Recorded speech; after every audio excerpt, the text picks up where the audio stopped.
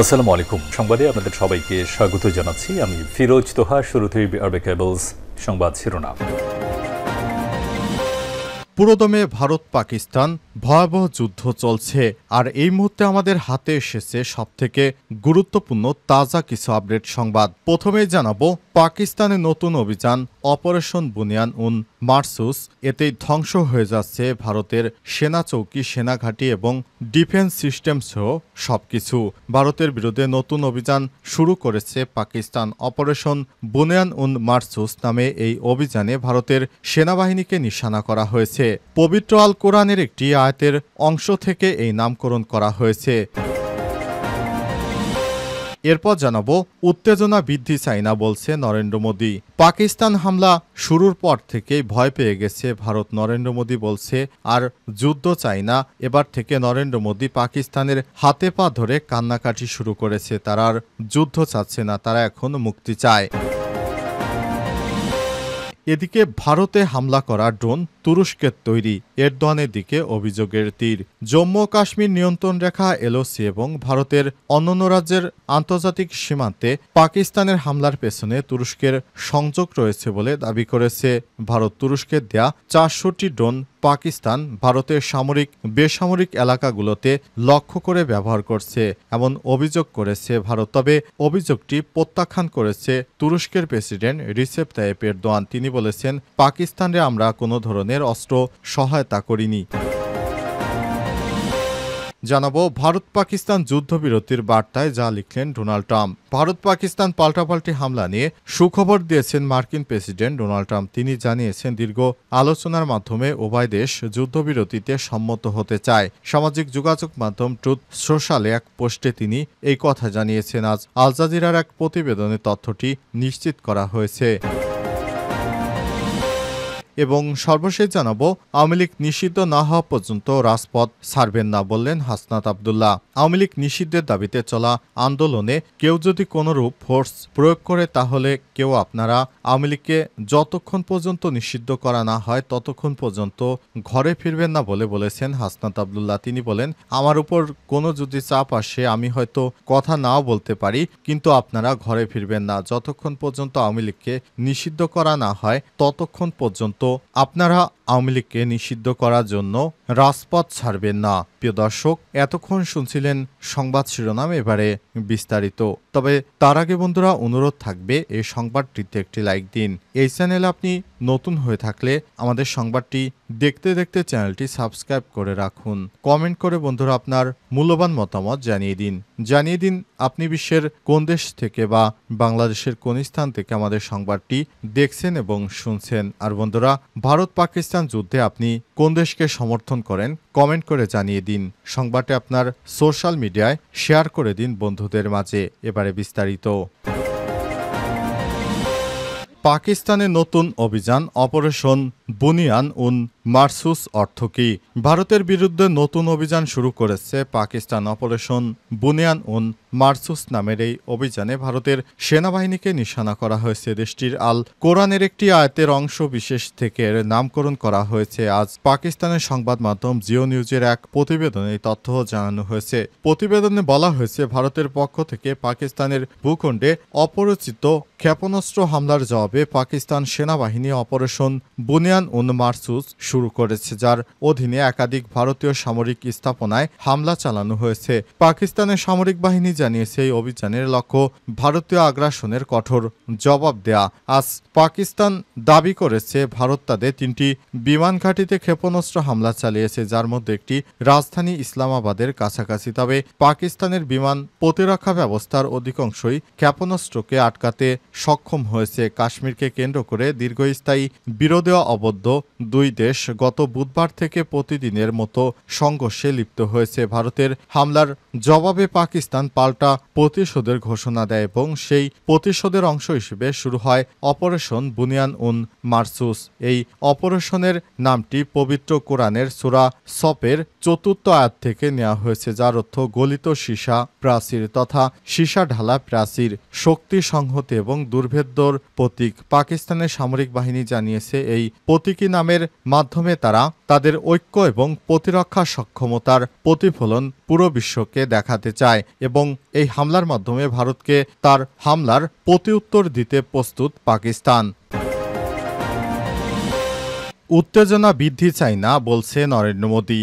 Kashmir issue ঘিরে পাল্টা হামলার মধ্যে এবার ভারতের ৩টি বিমান ঘাঁটিতে পাকিস্তানি হামলার কথা স্বীকারোক্তি দিল দিল্লি। তবে পরিস্থিতিকে আরও জটিল না করে শান্ত রাখার বার্তা দিয়েছে ভারত। স্থানীয় সময় আজ 10ই মে এক জরুরি সংবাদ সম্মেলনে ব্রিফিংয়ে ভারত জানায় পাকিস্তানের উচ্চগতির ক্ষেপণাস্ত্র দিয়ে তাদের উধমপুর, পাঠানকোট ও বাথিন্ডা বিমান ঘাঁটিতে হামলা চালিয়েছে। এর আগে ভারতের রাজধানী দিল্লিতে আয়োজিত ওই ব্রিফিংয়ে উপস্থিত ছিলেন পররাষ্ট্র সচিব বিক্রম মিস্ত্রি, সেনাবাহিনীর কর্নেল সোফিয়া কুরেশি এবং ভারতীয় বিমান বাহিনীর উইং কমান্ডার ভূমিকা সিং। প্রেস ব্রিফিংয়ে তারা বলেছেন, আমরা উত্তেজনা বৃদ্ধি করতে চাই না, নরেন্দ্র মোদী বলেছেন। তবে দেশের সার্বভৌমত্ব রক্ষায় প্রয়োজনীয় পদক্ষেপ নেওয়া হচ্ছে। এর আগে শুক্রবার মধ্যরাত থেকে পাকিস্তান সেনাবাহিনী দাবি করে অপারেশন বুনিয়ান উন মারসুস পরিচালনার মাধ্যমে তারা ভারতের 3টি বিমান ঘাঁটি, একটি সুপারসনিক ক্ষেপণাস্ত্রকে সফলভাবে হামলা চালিয়েছে। পাকিস্তানের দাবি, পাঞ্জাবের অমৃতসরে বিয়াসে অবস্থিত ভারতের ব্রাহ্মাস ক্ষেপণাস্ত্রের মজুদাগার পুরোপুরি ধ্বংস করে দেওয়া হয়েছে। ব্রাহ্মস হল ভারত ও রাশিয়ার যৌথ উদ্ভাবিত একটি সুপারসনিক ক্ষেপণাস্ত্র যা সর্বোচ্চ 800 কিলোমিটার পর্যন্ত লক্ষ্যবস্তুতে আঘাত হানতে সক্ষম। এটি জাহাজ, সাবমেরিন, যুদ্ধবিমান ও স্থলভিত্তিক প্ল্যাটফর্ম থেকে উৎক্ষেপণযোগ্য। ভারতের পাল্টা অভিযান শুরু হয় পাকিস্তান এর উপর হামলা করে রাতেই। অপারেশন সিঁদুর নামের ওই অভিযান পাকিস্তানে 3টি সামরিক বিমান ঘাঁটিতে হামলা চালানো হয়। রাওয়ালপিন্ডির নূরখান ঘাঁটি, সরকটের রফিকি ঘাঁটি এবং চকওয়ালের মোরাইদ ঘাঁটি ছিল লক্ষ্যবস্তু। পাকিস্তান দাবি করেছে রাওয়ালপিন্ডির গুরুত্বপূর্ণ নূরখান ঘাঁটিতে ছোড়া ব্যালিস্টিক ক্ষেপণাস্ত্র প্রতিহত করা হয়েছে। যদিও স্থানীয় সময় রাত 2:30টার দিকে রাওয়ালপিন্ডি এবং ইসলামাবাদ জুড়ে বিস্ফোরণের তীব্র শব্দ শোনা গেছে। এরপরই পাকিস্তান চালায় তাদের পাল্টা আক্রমণ। ভারত ও পাকিস্তানের মধ্যে সামরিক উত্তেজনা দক্ষিণ এশিয়ার নিরাপত্তা পরিস্থিতিকে নতুন করে শঙ্কায় ফেলেছে। আন্তর্জাতিক মহলে নিয়ে উদ্বেগ প্রকাশ করেছে এবং উভয় পক্ষকে সংযম হওয়ার আহ্বান জানিয়েছে ডোনাল্ড ট্রাম্প। দিল্লির ভাষ্যমতে তারা এই মুহূর্তে যুদ্ধ নয়, বরং কূটনৈতিক ও কৌশলগতভাবে উত্তেজনা নিয়ন্ত্রণ করতে চায়। তবে পাল্টাপাল্টি অভিযানে এই ধারা থামানো না গেলেও তা দুই দেশের মধ্যে পূর্ণমাত্রার সংঘর্ষে রূপ নিতে পারে বলে আশঙ্কা বাড়ছে।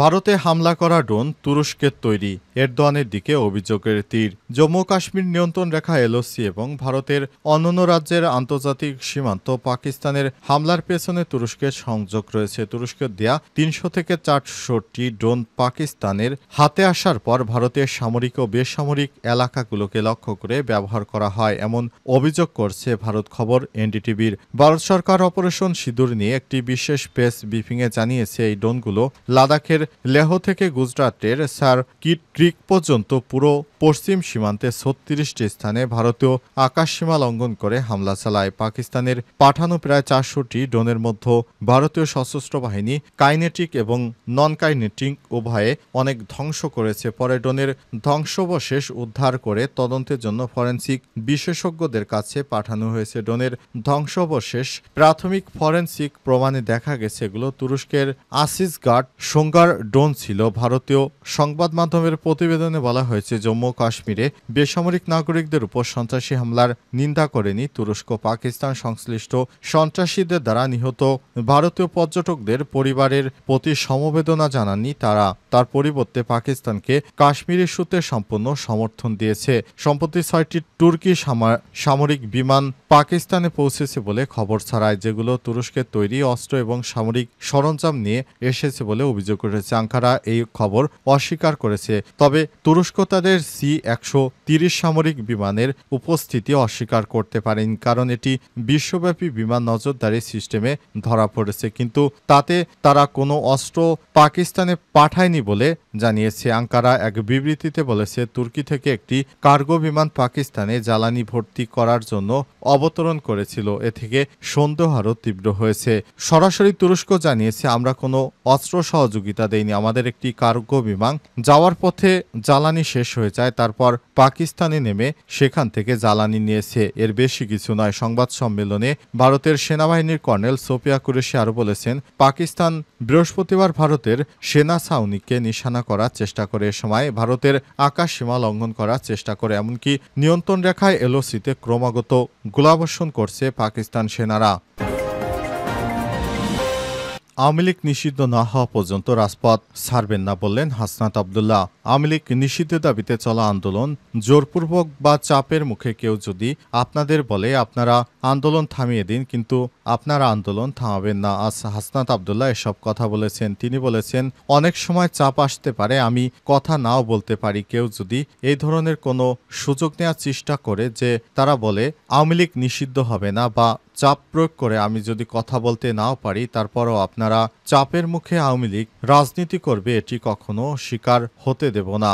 এ সময় হাসনাত আব্দুল্লাহ আরও বলেছেন, বাংলাদেশে কোনো খুনি ফ্যাসিস্ট শেখ হাসিনার দলকে রাজনীতি করার সুযোগ দেওয়া হবে না। বিগত ১৭ বছরে তারা যে ধরনের কর্মকাণ্ড চালিয়ে গেছে সেটি বাংলাদেশে আর বরদাস্ত করা হবে না। কারণ শেখ হাসিনা পালিয়ে যাবার আগ পর্যন্ত বাংলাদেশে যে ধরনের নারকীয় ধ্বংসযজ্ঞ চালিয়েছে সেটি কোনোভাবে সমর্থন করা যায় না। শেখ হাসিনার এই ধরনের কর্মকাণ্ডের কারণে আমাদের প্রায় ২,০০০-এর উপর মানুষকে হত্যা করেছে তার সন্ত্রাসী বাহিনী। এ ধরনের একটি রাজনৈতিক দল, যারা কোনো রাজনৈতিক দল নয়, যারা হচ্ছে ভারতের এজেন্ট, তাদেরকে কখনোই বাংলাদেশে রাজনীতি করার সুযোগ দেওয়া হবে না। আমরা বেঁচে থাকতে আওয়ামী লীগকে সুযোগ দেব না। যতক্ষণ পর্যন্ত আওয়ামী লীগকে নিষিদ্ধ করা না হবে আমরা কোনো ধরনের কার্যক্রম চালাতে দেব না। সরকারকে চাপের মুখে আরও বলতে চাই যে আওয়ামী লীগকে পুনর্বাসনের যে ষড়যন্ত্র হচ্ছে সেটি আমরা প্রতিহত করে দেব। ছাত্র জনতাকে সঙ্গে নিয়ে আবারও লং মার্চ করা হবে বলে ঘোষণা দেন তিনি। এছাড়াও তিনি আরও জানিয়েছেন, বাংলাদেশের সাধারণ জনগণ আওয়ামী লীগকে কখনোই আর এদেশের ক্ষমতায় বসতে দেবে না। ছাত্র জনতা যে রক্ত দিয়েছে, ভবিষ্যতে চায় না আর কোনো নিরীহ মানুষ এদেশে রক্ত দিয়ে আবারও দেশকে এভাবে ফ্যাসিবাদ মুক্ত করুক। সুতরাং আমাদের একটি কথা, সেটি হচ্ছে আওয়ামী লীগকে আর এদেশে রাজনীতিতে সুযোগ দেওয়া হবে না। তাদেরকে সন্ত্রাসী সংগঠন হিসেবে নিষিদ্ধ করতেই হবে।